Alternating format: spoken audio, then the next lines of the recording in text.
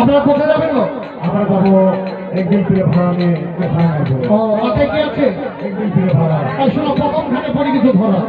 যাই হোক বাবা, আমরা এই ঘাটের ভাড়া নিয়ে আমরা ইউনিয়নে জমা করে দিয়েছি আগে। হয়ে গেছে হয়ে গেছে। তার মানে খালি বকশিস তো লাগবে।